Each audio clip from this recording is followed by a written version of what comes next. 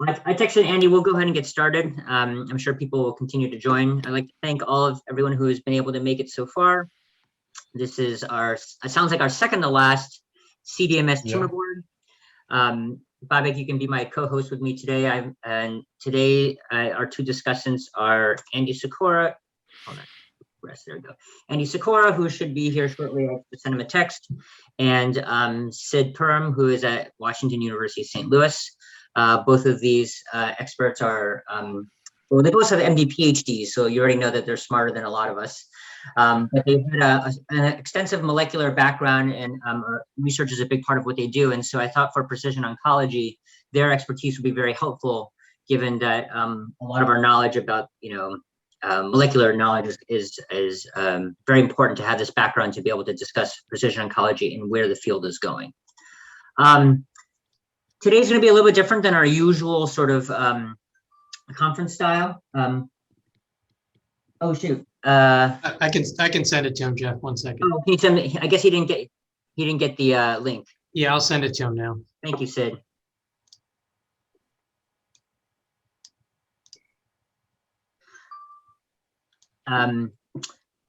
This style is going to be more Jeopardy style. So if you all look at the bottom of your screen, there should be like a reaction section. You can click that reaction section, and if you want to do either raise hand or give a smiley face or whatever you want to do to try to make yourself known, it's sort of a reaction, but I think raise hand will be the easiest one. And what I'm going to do is as we ask each question, the raise hand, you can click on raise hand, and then I'll call on you and see if we can get an answer. It's okay if the answer isn't in the form of a question. We're not, being super competitive here. We're not keeping score. It's just sort of like bragging rights to be recorded and seen here. So this is meant to be interactive and enjoyable. And when you respond, you can feel free to either respond by coming off mute, and if you want to turn on your videos, you can, or you can type it in the text in the chat box, which is totally fine also. Just realize that some of the answers are like, TKIs or monoclonal antibodies. So spelling is going to be kind of tough, but, I think we'll get the gist of it when you put in. So with that, let me go over our categories for today. These are the topics today. So there are really only three major categories. We're going to talk about salivary tumors and malignancy. We're going to do a sort of a set, and then we'll pause after that to sort of have a little bit of a discussion about some of the precision oncology topics within the salivary tumor space. And that's anytime we hit this space, this is a very open forum. Feel free to ask questions directly, put things in the chat. I'll come off mute and ask a question. We'll do a little bit of a know your monoclonal antibodies or know your MABs, and then followed by another session on malignant melanoma. And then after malignant melanoma session, again, we'll do a little bit of a pause and have a discussion about melanoma, where the treatment's going, talking a little bit about especially immunotherapy and BRAF inhibition. And then we'll do a know your IBS, which is a short, it's not know your IBS. Don't worry, we're not talking about gastroenterology today. It's knowing your IBS like TKIs. And finally, we'll close out with immunotherapy and head and neck cancer, and give you an opportunity to, again, ask questions and talk about, just try to fill out some of the concepts. So without further ado, and everyone get their finger on their buttons, we'll start with the first question. We have 5 superstar fellows. So fellows, I guess Lindsay, Eric, Tyson, Andrew, and Alex. The floor is yours. Great. And I think Andy should be coming on shortly. Yeah, I did email him the link, so hopefully he sees it here. Thanks. All right, first question. This, I'm going to sound like Alex Trebek in the best way I can. This is a marker present, often seen in salivary ductal carcinomas. Now a target in clinical trials. There are 2 possible answers. Any takers? Don't all answer at once.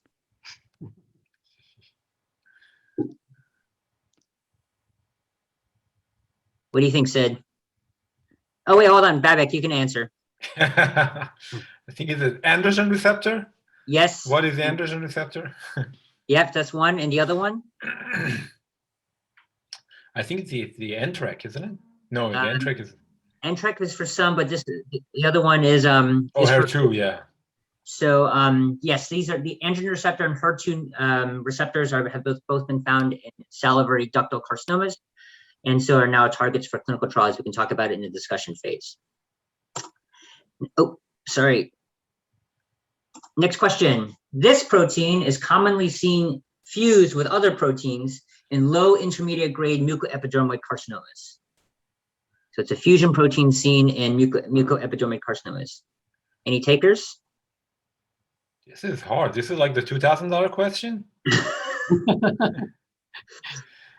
It is precision oncology, so anybody, Sid or Andy, if you want to really jump in, but the answer, I need that like button that sounds in when you do Jeopardy, is MAML2. So MAML2 fusion genes have been seen as a diagnostic strategy for mucoepidermoid carcinomas. The answer there is MAML2. Okay. Next question. Canonical gene fusion seen in mammary secretory analog carcinoma. So there's this new entity called mammary secretory analog carcinomas of the parotid, similar to breast cancers. And there's a classic gene mutation, or excuse me, fusion gene seen as a diagnostic criteria for this disease. I'll take any component of it or even just the answer.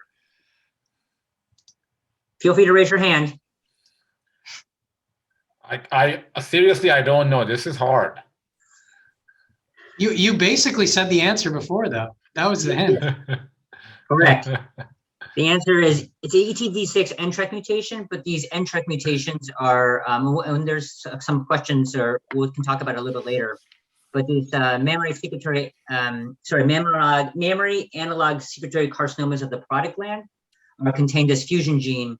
And so when there's some diagnostic uncertainty, that's often a fusion gene that's sent by pathologists to make that diagnosis.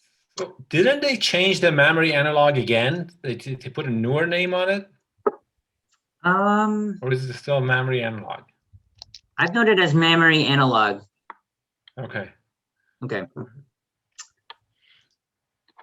Next question. This fusion gene is often seen in adenoid cystic carcinomas. Ouch. Ouch. And the answer, I need that bump bump song that comes in, is MYB fusion gene. So, and here's the reference. So what I'm going to do is, JJ, when we're done, I guess what I'm going to do is I'm going to forward you the actual slides, which you can send out to the fellows.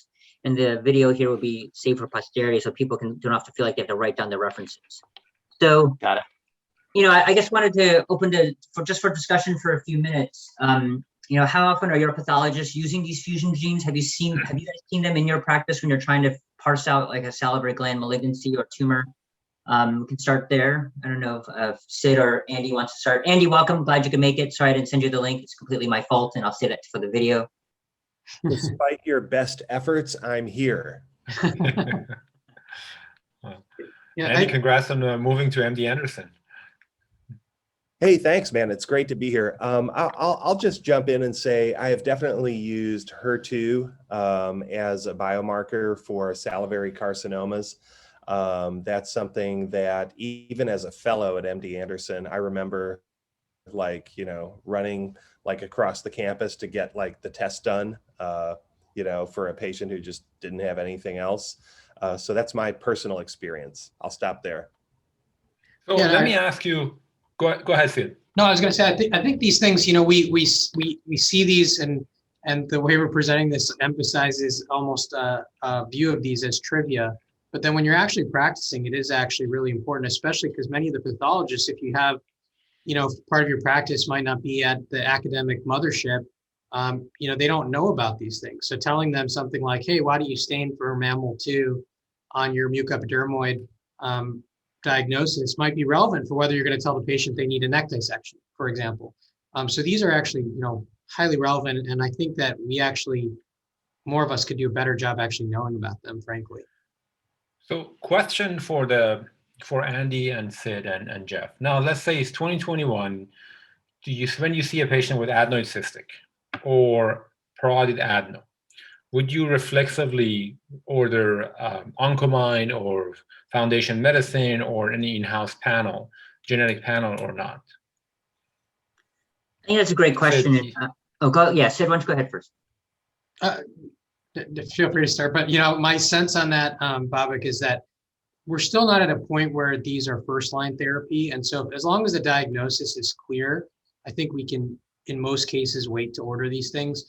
The one advantage sometimes of ordering them is there's some argument to be made, I think, in some places that depending on where a recurrence is and things like that, it may be helpful to have this baseline information just kind of banked.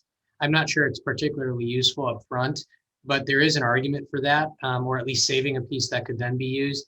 And I think that's a fairly sophisticated algorithm that's being used more and more at some of the best places, but most places aren't there.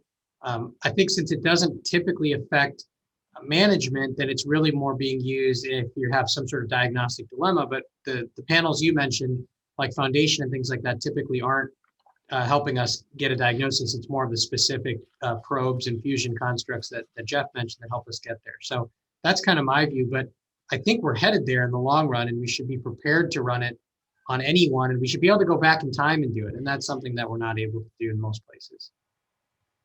Yeah, I'm of the same. Our molecular testing is largely reserved for metastatic recurrent cases. But, I think the way the future is going, first we start with metastatic recurrent cases and see what the efficacy is. I mean, what if, in HER2 salivary ductal carcinoma, which is, it's not the case, but let's say it had tremendous activity. You start to wonder whether or not a big aggressive surgery that sacrifices the facial nerve versus something that might have a legitimate response to therapy and maybe reduce the size of your surgery. These are some of the ideas that come out of the fact that when we start to molecularly profile these tumors and have a better idea of how to treat them in the metastatic recurrent setting, then walk it back into more definitive management space. Andy, where do you stand on this? I mean, I honestly have little to add. I think that was a really good description of how to use these biomarkers. For now, it's really in the recurrent metastatic space when your back's up against the wall. As time goes on, hopefully they'll become biomarkers that can be moved forward and help us stratify patients, but I don't think we're there yet. The one thing I'll just sort of say from a global perspective that I've been thinking a lot about lately is, we kind of view these biomarker panels as something that's in the domain of med-onc.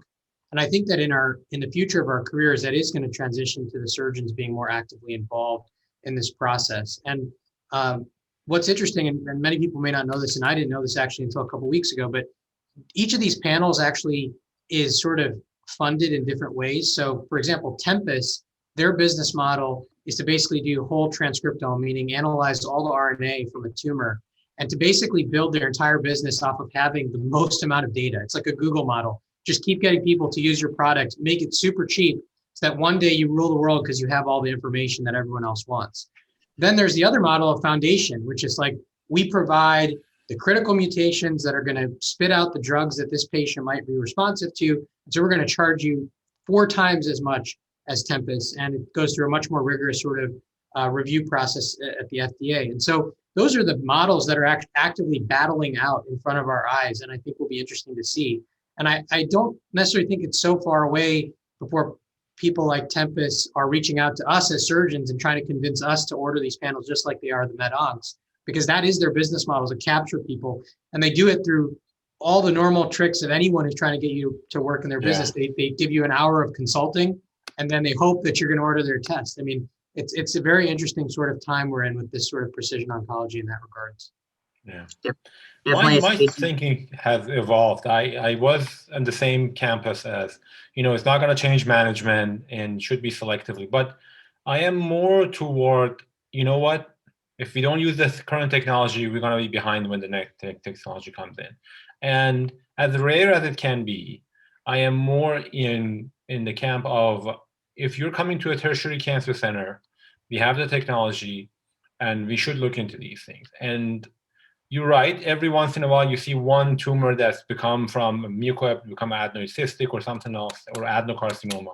But I think I have changed my practice, and I try to get as many as possible, especially when it comes to salivary. For squam, you could argue that we are not there yet.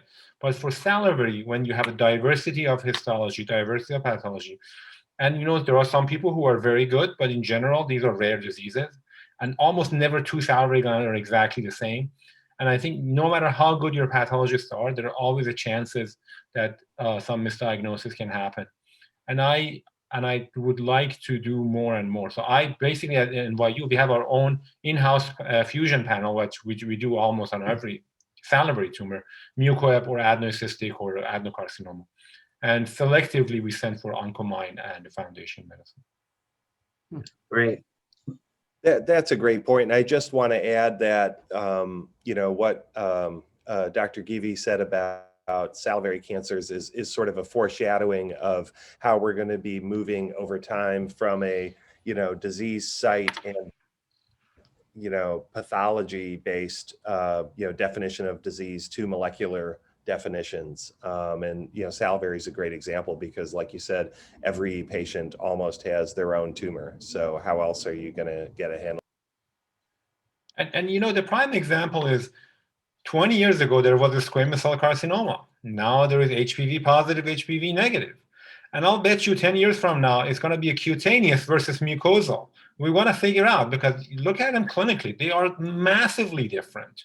The way cutaneous squam works than the way mucosal squam. And I would go one step further. There should be a difference between larynx cancer and oral cavity cancer. How come larynx cancer rarely, even if you have a T3, T4 glottic cancer, it still doesn't have any lymph node? And you have like the T1 teeny tiny or tongue cancer that's already in the lymph node. So I think those, when we will find out, it's difficult, but we find it, and it's better for us to think about it that way. Yeah, we're at WashU. We're really excited about an atlas that we're working on for head and neck. We're actually going to have about 120 single cell sequenced head and neck tumors, and it gets at the heart of what you're saying. It's like, we know when you look at the slide they look the same, but what's really going on molecularly between larynx and oral cavity and oropharynx? And so I think it'll be a really, really interesting time to kind of see how that impinges on our diagnosis, prognosis, and therapeutic approaches to these tumors, for sure. All right, thanks for the great comments, guys. I just want to highlight one of Sid's comments earlier, that even though some of these seem like trivia, not all of us are going to be practicing in academic centers. And so knowing some of these fusion genes could be really helpful when you're in a not quite at the mothership setting and you come across a tumor and you're trying to make a diagnosis. So moving on, this is the know your MABs or know your monoclonal antibodies portion of the Jeopardy round. And so the first question, and again, I welcome any fellow or on the call, just jump right in. We're just here to have a good time. This monoclonal antibody targets the epidermal growth factor receptor and is used with radiation in definitive head and neck squamous cell carcinoma management. Any takers? Raise your hand. Come off into the chat. Yeah. Andrew. Andrew. Oh wait, Andrew, go ahead. Hey guys. Cetuximab? Correct. Yes. Cetuximab. All I did right. put on that there are like a bunch of others not as well known EGFR monoclonal antibodies, but cetuximab is definitely the most well known. And so here we go. Good job, Andrew. Thank you for coming on. Next question for the group. This monoclonal antibody is an immune checkpoint inhibitor that targets CTLA-4. Anybody? Yes, Alex Harbison. I believe it's ipilimumab. Correct. You Yep. pronounced it exactly Correct. right. Ipilimumab. Yes, that is correct. Well done.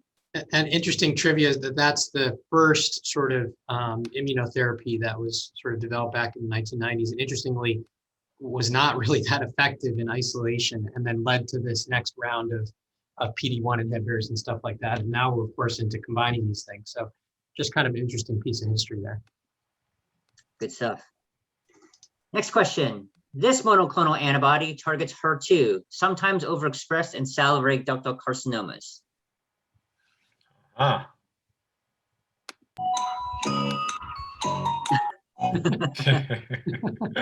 Any takers? We don't use it in head and neck that much, but if you go to your surgeon clinic, it's all over the place. Sid, Andy, or Babak, you want to chime in? Trastuzumab. Well, I'm a general surgeon, so I have an unfair advantage for you guys. Trastuzumab, yeah. So especially in breast cancers, it's seen. It's trastuzumab is the anti-HER2 monoclonal antibody, and now it's actually pretty cool. They have this next generation. I think it's like DA or something. Trastuzumab. They basically have put in a like a killer like protein attached to, I think it's double creatine alpha, that's attached to trastuzumab that's being used as targeted therapy. So not only does the antibody target HER2, but it actually has like this compound that actually destroys the cell attached to it. It's actually pretty cool and it's shown efficacy. So we might see some of those. Most people yeah, know it by Herceptin. Yeah. Yeah, we might see That's the some of commercial name. that in the near future. Okay, Yeah, next question. Oh, sorry, the one thing I was going to say, just so people know about it, that idea is, I think, a very exciting one, especially as it relates to HPV.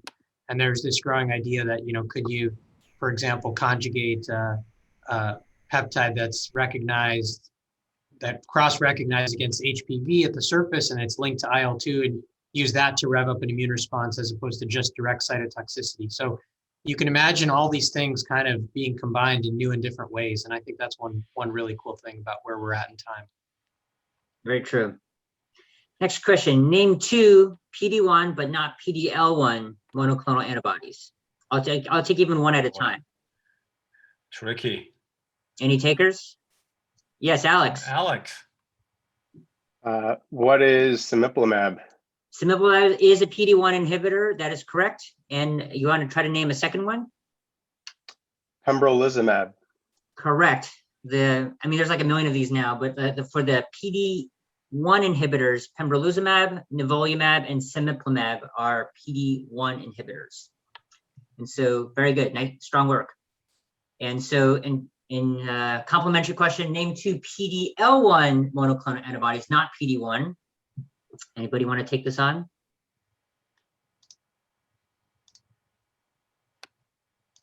Not as popular as the Pembro and Nivo that we see. Yes, Lindsay. Durvalumab? Durvalumab is Yes. correct. And one more, maybe? I think that's all I got for that one. I'll give it to you. That's perfect. Durvalumab That's is great. one of them correct. Avelumab and atezolizumab. Yes. We can talk You know, about these basically, the drug companies will try to make the generic name so ridiculous and so difficult that nobody can say it. So you have to end up saying the commercial name. Babik is 100% right. That's how they get you. I have to say, I'm an immunologist and I can't say atezolizumab. Like, I just can't do it. It's, yeah, no, just no. Very good. Well done, Lindsay. Next question. This monoclonal antibody was approved for use in metastatic recurrent cutaneous squamous cell carcinoma with a response rate of 47%. Any takers? Lindsay, I still see your hand up. So, Lindsay. but I don't know if your hand was up from the previous or you want to take a stab at it. Cemiplimab? Correct. Yes. Nice job. So I'm putting a bunch of references for some of the questions going forward. Many of them are in New England Journal of Medicine. So I kind of feel like, I'm not quoting some like rare, obscure journal, but there's a lot of great head and neck and related data that's come out with in the New England Journal. So I'm trying to put all these references. Again, it'll come out when JJ will send out the slides later on. Thank you, JJ, so that you don't have to feel like you have to write these down.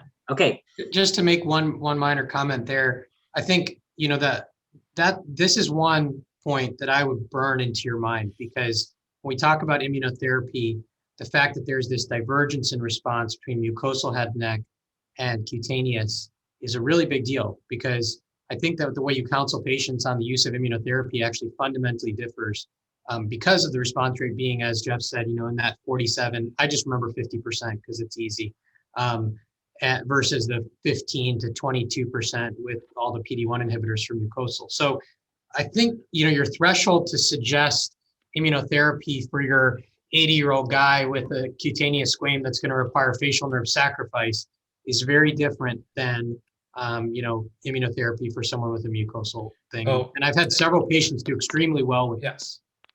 So that was what I was going to ask, exactly the same question from the panel, is would you consider first-line immunotherapy in metastatic squamous cell carcinoma when people come in with a parotid nodes, lymph nodes, or primary is usually not big of a problem, but when they come in with metastatic squame in their late 80s, others, have you tried that, or would you consider that? No radiation, no surgery, just immunotherapy upfront. This is cutaneous, right? Yeah, cutaneous. So in our Jeff? institution, at our institution, we've been, we actually, this comes up all the time, right? We have a patient who's not the greatest surgical candidate and is going to need to undergo significant surgery. At this point in time, we're not offering upfront cemiplimab unless the patient specifically opts for a non-curative intent strategy. So I think it's really important to separate the fact that the response rate is awesome, but that doesn't mean it's durable. It's not like we give this drug and they're cured of their cancer. It's very exciting to see the cancer melt away, but the durability numbers are still coming in. And yes, a percentage of patients, but I think it's a very small percentage will have, could potentially have durable response, which we're, we have to be very careful about not offering curative intent treatment in favor of well, I'm going to say it's more palliative as a route, which is totally acceptable, but they have to make that choice very clear. And there's no data, as far as I know, for a neoadjuvant approach, except outside of a clinical trial. So because of that, we've made a decision is like, if this is what a curative intent option would be, surgery plus radiation with a significant morbidity, a palliative approach is totally okay, but you need to sort of make that decision now, and whatever crossroads we hit in the future, we'll have to manage. So that's how we've been couching it. Sid?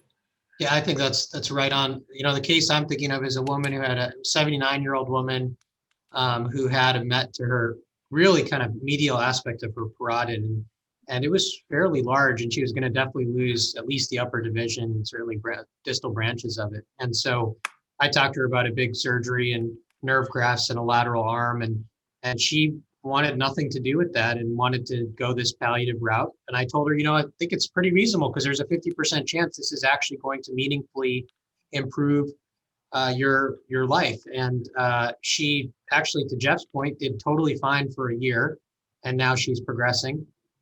Actually, her tumor shrunk by 90%, was difficult to even palpate, and now she's kind of slowly having some progression, but truthfully, it's still being held at bay more than I would expect for sort of an untreated tumor. And she's very, very happy with this outcome, and I think it's very reasonable, especially in someone in that high 70, early 80s range who might have morbidities and things like that. Andy, what are your thoughts?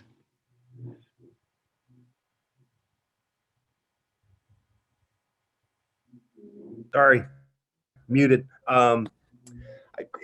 Not much to add. I mean, I think that we're seeing, as a general rule, immunotherapy is going to continue to move forward. You know, in terms of when we bring it to patients, the themes are moving forward, combining both with standard of care and with other immuno-oncology reagents, and then hopefully expanding indications from squamous cell carcinoma and skin cancer to other more exotic tumors that we treat and sometimes are really frustrated with our limited options.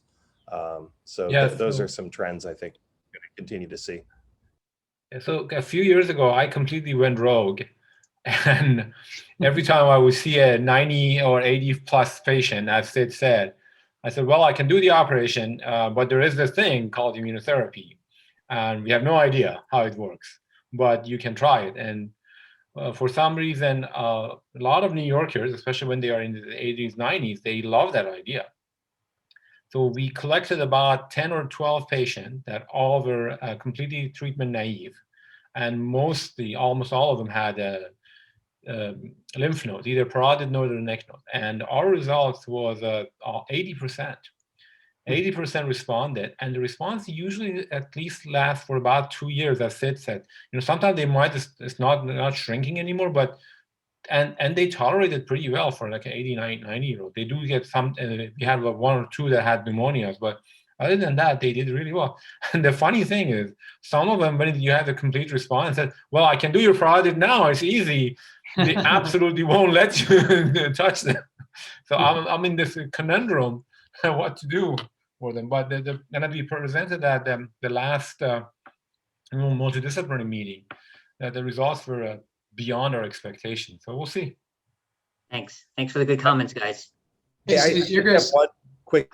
Sorry, Sid. Just one quick question, Babak. Do you have a denominator? So obviously, it's cool that a lot of people responded. Do you have a denominator for that as well? So It's Meaning- yeah. meaning So we like got what about this is fraction? 12 patients, and about like 9 or 10 of them responded basically. Wow. Great. Awesome. Yeah, Thanks. it was quite a. I mean, I have the abstract somewhere. I'll send it to you, but unfortunately, the I'm sort of- resident still hasn't finished the manuscript. But anyway. I'm sort of curious, just since we're here talking about this, where do you guys feel is going to be the next step where immunotherapy gets integrated into our workflow? So we're all, everyone's using it in the recurrent metastatic setting, especially for palliation or for the setting where someone fails other forms of treatment. But where's the next sort of category of patients that are going to be affected? Do you think I know I have my bias, so I'm curious your opinions. Is it in the adjuvant setting? Is it in the neoadjuvant setting? What are your thoughts on that? For mucosal, just to be clear.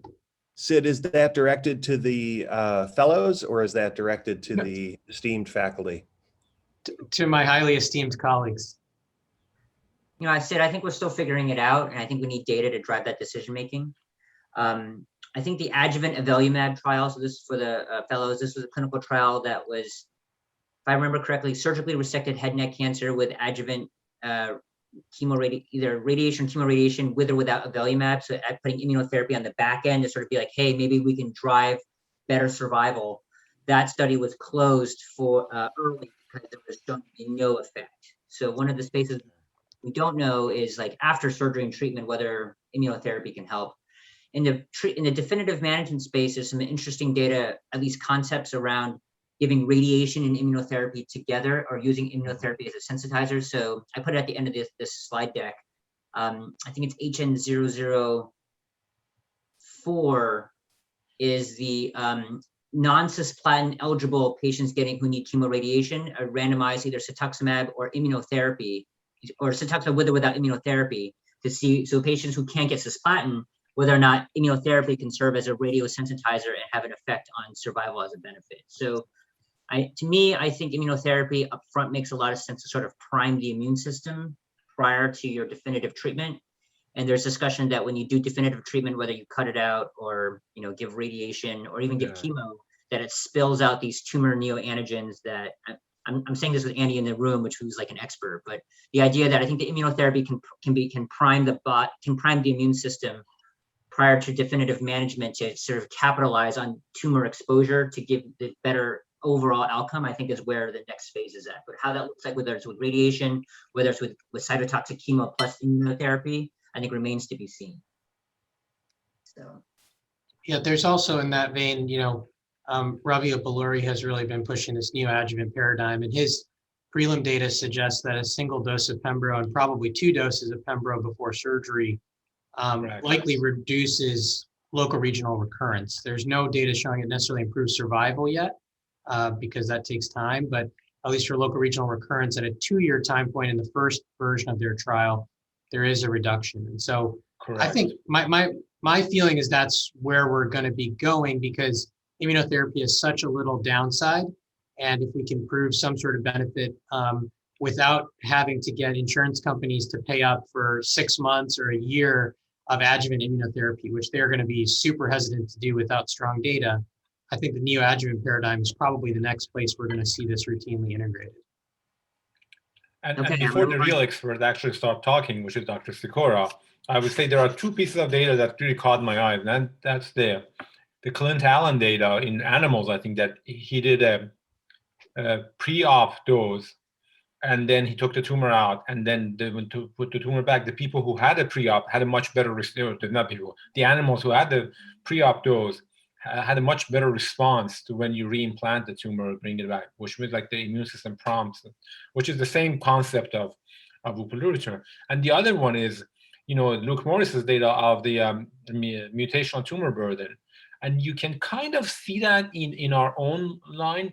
When you look at the HPV positive tumors, which don't have that many mutations, it's the one clear oncogenic pathway, they don't respond that well to immunotherapy. When you look at the completely dysregulated, terrible squames that have a lot more, seems like they're a little bit better. So maybe in some time we actually look at the MTVs specifically and find out if there are some tumors that are better or not. I don't know. What do you think, Andy? I think those are some great thoughts. the two I'll add because it's that was a lot of information. Both you, Jeff, and Sid. The two things I'll add to the conversation are to think in terms of immunoselection for neoadjuvant treatments. So everybody knows the VA study where patients would get chemoradiotherapy, and if they fail, they went on to surgery. There are trials right now being both deployed and also developed that look at immunoselection as a strategy up front. So that's something you can add to your toolbox for neoadjuvant. And then on the back, when we talk about giving immunotherapy after completion of treatment, whether that be surgical, chemoradiation, or the combination, we're talking about consolidation. So there's a specific trial called the Pacific trial in lung cancer that is, extremely relevant, in terms of defining the paradigm. That wouldn't be a bad paper to look up. I'll try to put it on the chat, but that sort of is the state of the art for, what we call consolidation immunotherapy. Okay. Thanks, guys. That was our commercial break. So let's go back to Jeopardy. Next one. This monoclonal antibody was approved for use in Merkel cell carcinoma with a response rate of 62%. Any takers? Give you a hint, it's an immunotherapy. Anybody? If What you is guess, the- you'll probably be right. Alex. Just guess. What is nivolumab? Not a bad guess. It is actually pembrolizumab was the study, but yes, it is an immunotherapy and it was with pembrolizumab. And I think if I of all the numbers I've seen, I think the Merkel cell carcinoma rates of response are actually the highest compared to that 62% is like more than half, which is pretty incredible. What I'm going to do is I'm going to advance ourselves a little bit. I was going to do malignant melanoma, but I'm going to push past it because we'll get sidetracked with the malignant melanoma discussion. We're going to do a quick segment on this is again, not know your IBS, know your IBS. And we'll go into, actually the last section is immunotherapy and squamous cell carcinoma. And then we'll be able to open up I want to make sure we leave about 10 minutes or at least at the end to allow the fellows to ask any question of the experts that they want to see. Because as you can see, it's easy to go down the rabbit hole of discussions because there's so much interesting discussion here around what we're doing and the field is moving quickly. So I want you guys to ask like basic fundamental questions that sort of get you from where you are now to where you want to sort of build your understanding. So we'll go next into know your IBS. This signaling pathway is seen in basal cell carcinoma and is the target of vismodegib. Yes, Lindsay. Lindsay. Hedgehog. Correct. Hedgehogs, or also Yes. Saunich hedgehog signaling pathway, one of my favorite questions to ask. And there's a New England Journal paper showing the efficacy of vismodegib in early phase 1, phase 2 trials. Well done, Lindsay. Next one is this TKI has VEGF and other inhibition and has efficacy in medullary thyroid cancer. So historically, we hadn't had much in the way of to throw out medullary thyroid cancer besides surgery, but this TKI actually had pretty impressive effects in medullary thyroid cancer, especially in metastatic recurrent. Any takers? This one's hard, I think. I can barely pronounce it. The answer is cabozantinib. Cabozantinib, which was a JCO paper in 2013.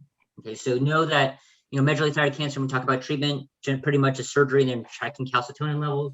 But once we sort of have maxed out radiation, cabozantinib has proven to be a quite effective agent for the next line in treatment for these patients. Next question. This TKI was approved for metastatic recurrent RAI refractory differentiated thyroid cancer.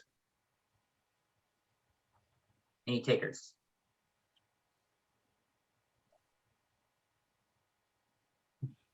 Experts? One of those IBS. If it's, I don't think it'll be that helpful of a hint, but is also effective in some sarcomas, which we see in head and neck as well. All right, the answer is sorafenib or lenvatinib. There are two very nice papers. The first one was in 2014 that lenvatinib is probably more used more often because it has a better side effect profile. And both of these are now used in patients who have, when patients have a thyroid cancer, have metastatic recurrence and are RAI refractory, meaning they're sort of maxed out on radioactive iodine therapy. Both sorafenib and lenvatinib have activity now in that space, although like so many things, the response is not durable. The patients will usually progress after about a year or two of therapy after exposure to this. So sorafenib and lenvatinib. Next question. This TKI combination has shown efficacy as neoadjuvant therapy in BRAF V600E mutated anaplastic thyroid cancer. This is the famous paper from, or the I think it's still the abstract form from MD Anderson. Mhm. That they do this, and then apparently the cancer shrinks, and sometimes they operate afterward. So I think this came up on any takers.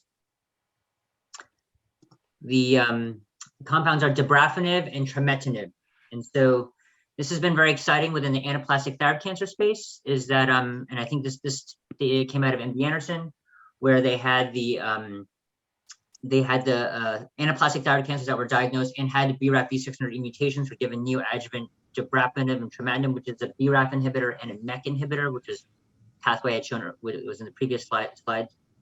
And in doing so, they were able to basically have tumor shrinkage and then operate on some of these patients with or without radiation. And the survival rate is pretty impressive for anaplastic thyroid cancer, which, as you know, usually has a dismal prognosis. So you can take a look at the paper for that data, but it's been pretty impressive. So dabrafenib and trametinib is a BRAF, combined BRAF, and then trametinib is a MEK inhibitor. I'm just curious for 1 second, Andy, do you think that data is extendable to even tumors that are surgically resectable at the outset, that there's some improvement in survival, even if you catch an anaplastic that's just limited to a single lobe? I'm gonna play the humility card and say I don't actually know, but I will say, based on certainly our experience at Anderson, and I think others would say the same, is anaplastic is not what we used to think it was, which is something that just nothing could touch it, and something that once you made the diagnosis, you started working on palliation. So we're pretty aggressive about, for example, what you just said is surgical management followed by some form of systemic therapy. But I can't really say plus or minus for this from my own knowledge base. Mm-hmm. All right, next question. Entrectinib was approved for tumors of any type which have a fusion protein with this gene. And I know this has come up, I think, twice on one of the CDMS calls in the last year. This is the gene target for entrectinib, where basically and it's a tumor agnostic, where basically if your tumor has this gene fusion, this drug is amazing and has like a 50% response rate. Any guesses? And that answer is Entrec. And so there's the Lancet Oncology paper. This was pretty exciting. It basically was saying that if you just had this fusion gene, which seemed to drive cancer progression across multiple tumor types, oftentimes seen in some salivary and thyroid for our disease states. If you had an Entrec fusion gene and you gave this in a small molecule inhibitor, there was like a 57% response rate. So one of the enthusiastic things, so one of the enthusiastic spaces for a lot of meta-oncs is finding an Entrec fusion gene in a particular tumor that otherwise is metastatic recurrent, and giving this drug and expecting a likely response. So it's entrectinib in Entrec mutation. So with that concludes the IBS, and we're just going to go straight into immunotherapy. We'll finish out in another 5 Jeff? minutes. Yeah. Can I make just one point, which is that is a very real example of a theme we were talking about before, which is moving from histology-based diagnosis to molecular diagnosis. That's a beautiful example. Absolutely. Thanks. Next question. Cancers with these tumor agnostic features are indications for immunotherapy treatment. So sometimes we send testing on tumors, and if they have these two features, it doesn't matter what tumor they are an indication for immunotherapy.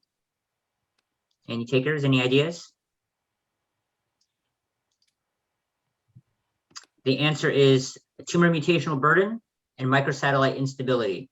And so this is something, again, this field moves so fast. So, historically for chemotherapy drugs to be approved, it would be approved in a specific disease. And MSI, microsatellite instability, is one of the first findings where if your tumor has MSI, whether it was originally identified in more colon cancer, but if it had microsatellite instability from whatever tumor type, and again, more like a molecular profile, not related to where the tumor arose from, immunotherapy was approved by the FDA for that, for tumors with this specific profile, and didn't matter where it came from. And then now tumor mutational burden has now also been added to that list of tumor agnostic indications for immunotherapy, which is pretty interesting and exciting and speaks to the biology of the tumor. And the next one is, this test score helps predict tumors likely to respond to PD-1 or PD-L1. I'll take either the process or the testing. My med-oncs order it all the time for whenever patients recur. Yes, Alex. I see. What is combined positive score? Correct. CPS score, combined positive score, which is nice job. Well done. Which is essentially PD-L1 staining. Well done. This is the approximate response rate of PD-1, PD-L1 monoclonal antibody to therapy in head and neck squamous cell carcinoma. So what is the approximate response rate? Anyone want to take a shot at it as a percentage? You give 100 head and neck cancer patients, and it's about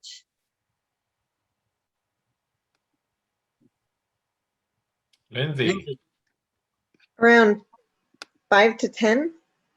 It's actually a little bit better than that. The pembrolizumab study showed about a 16%, and the nivolumab was closer to 20% response. So it is better than that, and but still not great, right? Not like the 50% we were talking about with cutaneous cancers. Yeah, So I just use 15% as a single number to keep in my head, and it's in like basically every grant application I write, So I'm going to pause right there. There are a number of questions we could discuss on immunotherapy, but I wanted to have this opportunity for the fellows who have kindly endured this presentation to ask whatever questions you want about immunotherapy, small molecule inhibitors, precision medicine. If you want to ask about like, how do I incorporate it into my practice? How do I build it out if I'm not at a major cancer center? Whatever it is that's on your mind, to talk and ask the experts for the next 10 minutes at your whatever you're interested in.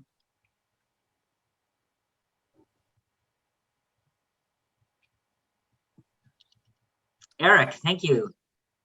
Go right ahead. Hey, I have, first of all, thank you for all of this. And my question is about immunotherapy. I mainly know immunotherapy and role in as a treatment of recurrent or metastatic cancer. So it's one of the questions here, actually. So I'd like to know if now or in the future, are there any thoughts of using immunotherapy and maybe as a neoadjuvant, I mean in mucosal, not in cutaneous. Any thoughts of using it as neoadjuvant or together with chemotherapy as adjuvant? Sid? Yeah, I mean, we kind of briefly talked about that, but I think that my sense is that the use of it in a neoadjuvant setting is the next sort of evolution. As Jeff kind of summarized at one point, in the adjuvant setting, just adding immunotherapy to chemoradiation, at least with avelumab, did not actually improve survival or really significantly improve outcomes. And so I think people are more excited about this from a broad standpoint in the neoadjuvant setting. I think there is some good data there from Upaluri's group and others, as well as animal data that Babak was referencing, that suggests there could be some real benefits in terms of local regional control. I do think that all of this sort of hinges on that fact that the response rate is 15%. And we're all biased by a view that that is where we're at. But I would sort of challenge you to consider the possibility that in 10 years, the response rate might be 60%, because now we give immunotherapy plus a CDK4/6 inhibitor or some other combinatorial immunotherapy. And if that happens, then I think, in a way, I mean, I'm curious what Andy, Jeff, and Babak think, but in a way, I think that every time we shift that response rate in a meaningful way, we're going to probably have to repeat many of these studies. I would argue that if the response rate is 60%, then maybe all of a sudden it does make sense to use it in an adjuvant setting. Maybe it doesn't. but we won't really know until we do it. And every iteration of this evolution will probably meaningfully influence our desire to repeat some of these studies over and over again. So it's exciting, but it's also, I do feel like there's a long way to go. Great. I think those are some great points. And, you know, what I would do is I would take that, you know, really, you know, I think thoughtful approach and say, you know, number one, how do we design the trials that will give us the data that lets us do, you know, exactly what Sid just described? Number two, you know, how do we, you know, do the preclinical research that allows us to think about combinations in a rational way, not just kind of take what the drug companies, you know, have on offer, but, you know, really come to them with a rationale.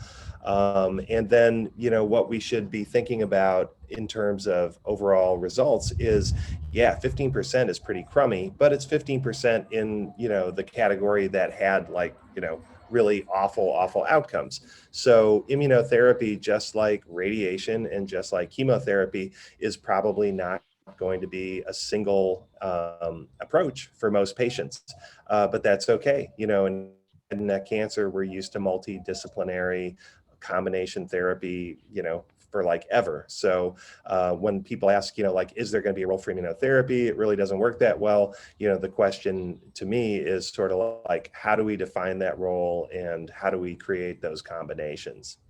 That's where I think. I agree. You know, in order to, Eric, to answer your question, the honest answer is we don't know. We don't know what the role of immunotherapy in head and neck cancer is. And in order to give you an example of the chasm between head and neck and some other cancers, all you need to know is Jimmy Carter is still alive. A 90-year-old with brain mets from melanoma, and before PD-1 blockade, there was zero chance that he would have survived this long, no matter how much radiation. So that shows that the paradigm shift and the miracle of the immunotherapy that brought to a disease like melanoma. We don't have that in head and neck yet. You know, 10-15% is good, but it's not there yet. And also remember, immunotherapy, the word immunotherapy is like surgery. There are many different surgeries. There are many different immunotherapies. These are that we have. We basically second generation. I guess CTLA-4 was the first generation, really, or maybe interferon was first generation. Correct, Andy? Interferon was like IL-2. First generation. CTLA-4 was the second generation, and PD is the third generation. Who knows what's the fourth or fifth generation are? Unfortunately, our drug companies are just copycats, so they just gonna do more PD-1 instead of looking at 4. But once we see that, I'll bet you nobody's going to be doing, you know, total glossectomy, laryngectomy, this and that in 10 years if we find it. But we haven't found it. And we, more important than that, we don't even know what the role is. Is it before the surgery, after surgery, in lieu of surgery, with chemotherapy, without chemotherapy? Just look at how much the melanoma has changed. You know, we still take out the small melanomas. No, that's not a problem. But nobody is going after doing a, you know, melanoma, axillary dissection, groin dissection, this and that. That just doesn't happen. I don't know. What do you think, Andy? Sorry, struggling to get off mute. But yeah, I mean, exactly what you said is, you know, you move from sort of a therapy of desperation or a therapy where there's no other good options to a standard of care when the data tells you that this is better than what else we have. Now, for head and neck cancer, cisplatin is actually pretty effective. I mean, cisplatin-based chemotherapy has an incredible response rate. You know, the majority of patients anyone on this call has ever seen who've been treated with cisplatin, you know, they responded, right? And then you combine that with radiation and you have something that's become standard of care. Once we get to the point where immunotherapy is similar, whatever, you know, that looks like, you know, whatever combination turns out to be the special sauce, you know, we'll be able to say, okay, you know, immunotherapy is now frontline. Let's take cisplatin and these toxic chemotherapies. Let's move them towards the back. Thanks, team. Thank you, Eric, for your question. Any other questions anyone want to ask in the last 3 minutes? While I move on to like our last slide. Anybody? All right, I'm gonna just close it out. Thank you all for being on the call with me today. I think you've seen how in many ways that precision oncology sort of revolutionized the treatment of cancer. And I think it really needs to be driven home that, like, 2 points I really wanted to make, and I'm taking advantage of being the moderator to stand in the soapbox. One is that treatment is driven by data, right? No data, can't figure out how to treat them. You can't just kind of make it up as you go along. And so, you know, a lot of our talks, presentation today, I know there was sort of on these trivia, sort of like, you know, what is the study or what is the response rate? But this is data, and this data drives decision-making. And I think if you want to be a head and neck surgical oncologist, you really need to be familiar with this data. You need to take it to your tumor board and stand there with your medical and radiation oncologist, because they know the data. And if you want to have a conversation and figure out how to treat patients best, knowing the data is just the start to be able to have a conversation and figure out how to treat patients better. So knowing the data is going to make you an effective tumor board member, and it's going to make you a better doctor taking care of patients. And I think it's clear to everybody now that with all the information I presented today, this precision oncology, this personalized medicine thing, it's here, it's now, it's happening. And so if you look to see who are, you know, how are you going to be able to shape yourself? I mean, all the fellows in this call are hopefully looking at another 30 to 40 years in practice from here on out. You know, this cancer space is moving so quickly. There's going to be 2 kinds of doctors in the future, right? There's going to be the doctors who they see the molecular stuff and they get their head spin and they have no context. And then there's going to be the doctors where, of varying degrees, there's a sense of familiarity, a sense of understanding, and a sense of like, okay, how can I apply this knowledge to taking care of my patients? And 30 years is a long time. Look what's happened in the last 5 years with immunotherapy. So as we move into this precision oncology space and personalized medicine, I encourage you to consider all this molecular information as not just some sort of, you know, esoteric knowledge to be memorized, but really a point of approach to a foundation of understanding how we understand cancer and how we can treat patients better. We're not just cutting out tumors anymore. We need to complement with that with all this other information. And this is how I think we're going to move the needle on cancer. We've done it already with immunotherapy, and the next thing is just around the corner. So with that, I wanted to conclude. It's 8 o'clock. I want to thank all my co-panelists, Dr. Sid Perm and Dr. Andy Sikora, and certainly my co-host, Dr. Babak Givi. I will make sure that my slide deck, including all the other questions we didn't get to today, will be sent out to the fellows for your examination and perusal. And I thank you guys for making the call today and your bravery for speaking up on a call like this. So thank you guys so much. You guys did great. Fantastic job to all the fellows. These are all really hard questions, legit, for sure. Yeah. Hey, Jeff, if I could add one thing just to have said it, you know, I think for a long time we viewed this stuff as the domain of med-onc, like you said. And if we maintain that attitude, we're going to continue to be left in the dust. But there's real opportunities for us as surgeons to define these trials, be co-partners and equal players in these trials, especially the ones that are surgical. And there's a miraculous opportunity here where everything is available. Everything is up for discussion. And I think everyone on this call is at that amazing nexus where we can have a chance to have an impact. And we don't have to just be the recipients of the information for these trials and the results. We can actually drive them. If you look at Bob Ferris, you know, he's a great example of someone who's doing that. And I think we need to be less passive with all of this stuff. And that was the point Jeff was making. And you know, even someone who's no interest in research, you have an amazing opportunity to make an impact here.